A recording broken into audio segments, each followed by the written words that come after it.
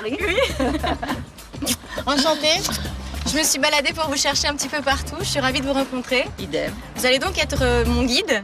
Avec grand plaisir. Mais vous parlez très très bien français, non? Comment vous êtes arrivée ici? Je suis parisienne et en fait, je cherchais à m'installer en Israël dans une ville qui a une âme, qui a une histoire. Et j'ai choisi Akko, alias Saint-Jean-d'Acre, parce que c'est une ville extraordinaire. Elle offre 5000 ans d'histoire, où la rencontre des cultures s'est faite depuis tout le long de son histoire. Ici, la coexistence entre juifs et arabes se vit au quotidien. À chaque fois que je dis Assalam pour dire bonjour et qu'on me répond Shalom. Assalam! Shalom! Ça y est, je vais apprendre. Comment ça se fait que Napoléon n'a pas réussi à rentrer ici? Il a eu une malchance absolue. Il a eu une épidémie qui a décimé une grande partie de ses soldats. Il a eu un transfuge rival qui a aidé les Anglais à intercepter sa flotte, ses munitions, son ravitaillement et à retourner ses propres canons contre lui par la suite. Il a fait construire une seconde fortification qui n'était pas prévue au programme. Son chapeau, on l'a retrouvé? C'est toi, non? C'est moi, je l'ai. Bon, dites-moi tout, j'ai hâte de savoir où on va, donc par quoi on commence? On est obligé de commencer par la salle des Chevaliers, par la ville croisée, celle qui a donné son titre de patrimoine mondial de l'UNESCO à Akko, alias Saint-Jean-d'Acre. Allez, Zou, c'est par là? On y va. On y va.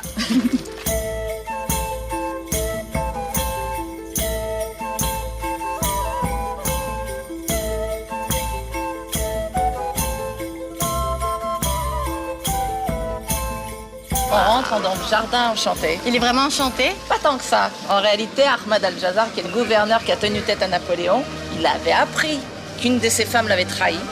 Et alors, comme il n'arrivait pas à déterminer laquelle l'avait trahi, il les a alignés les 50 une par une. Et il a décidé de toutes leur couper la tête. C'est vrai, je m'en vais alors. Waouh! C'est magnifique.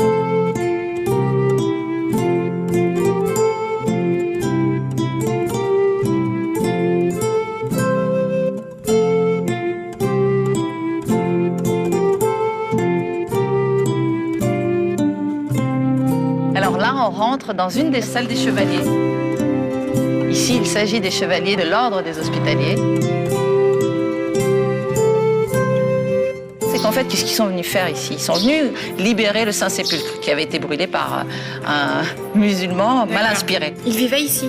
Ils vivaient ici, ils dormaient ici, et puis surtout, leur nom, les hospitaliers, comme ça l'indique, et ils étaient là pour soigner les pèlerins qui avaient passé un long périple, qui arrivaient parfois estropiés, malades, avec des épidémies, et leur vocation première, c'était vraiment de les soigner. Et là, on découvre la cour centrale. Il faut imaginer les chevaux, huants, s'abreuvant ici le puits, et puis ici en face, le fameux réfectoire. C'est impressionnant, énorme, imposant. Ouais, c'est monumental en fait, c'est du gothique flamboyant, c'est des piliers qui sont monumentaux et en fait ils sont si énormes parce qu'ils devaient supporter le palais du grand maître qui se trouvait juste au-dessus avec 4 étages. Ah oui, donc il fallait que ça résiste. Je peux vous dire que c'est du solide, hein. Mais combien de personnes mangeaient ici? Il ne faut pas oublier que ce sont des moines, donc ils mangent dans le recueillement, ils ont des longues tables et en fait c'était leur lieu aussi de rencontre et de réunion. Alors après ce lieu incroyable, vous m'en avez réservé un autre. Mais après le manger, on va aller se rafraîchir au hammam forcément. Ah oui, ça va faire du bien. Hammam.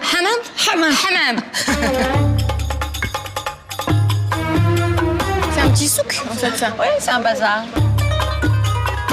Là, en fait, c'est le théâtre. Ah oui? Oui, le Mais théâtre. qui fonctionne encore? Ah oui, il y a le festival international du théâtre Fringe. Et là, la mosquée d'El Jazar. J'adore les mosquées, je trouve ça vraiment très beau. Et surtout, celle-là, elle a été pendant longtemps la plus grande et la plus importante mosquée du Moyen-Orient dans ce style. Ça me rappelle Istanbul.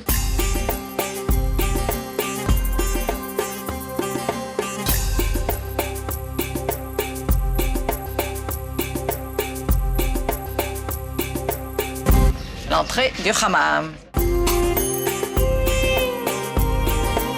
Waouh! C'est splendide, hein? C'est absolument sublime.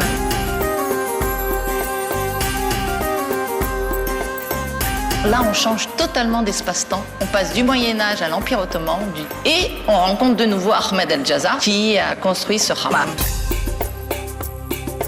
C'est immense et il chauffait tout ça. Parce qu'on rappelle le principe d'un hammam, c'est simple, hein, on chauffe la pièce, c'est de la vapeur d'eau chaude et puis ça purifie. Il ne faut pas oublier que les gens venaient ici, pas seulement pour se laver. En réalité, la vie sociale, culturelle, politique, économique se tramaient ici. Toutes les grandes décisions d'État se faisaient en tenue légère. Avec une petite serviette autour des fesses. Exactement. Ah bah c'est mignon. Un petit secret à nous raconter? Ah, ça s'arrête dans les alcôves. Ah, mince, j'arrive pas à lui soutirer quelque chose. Je peux te dire où on va maintenant. Oui. Au Caravansérail, Khan El Oumdan. J'ai réussi à lui extirper. Allez, on y va.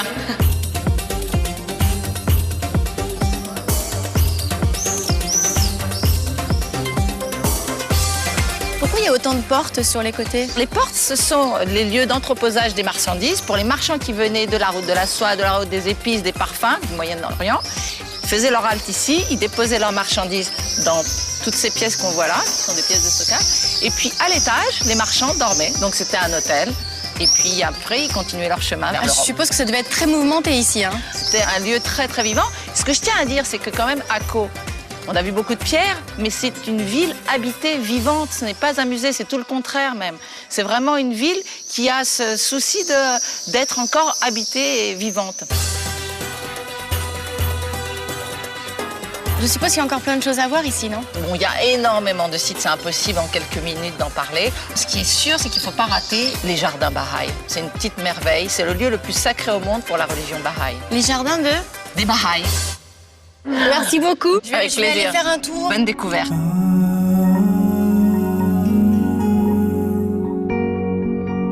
Les jardins Baha'i, classés au patrimoine mondial de l'UNESCO, offrent un paysage et une expérience touristique complètement différente de la vieille ville de Saint-Jean d'Acre. Les jardins sont situés au nord de la ville et encerclent le domaine où vivait le prophète fondateur de la religion Baha'i, Baha'u'llah, et le sanctuaire dans lequel il est enterré.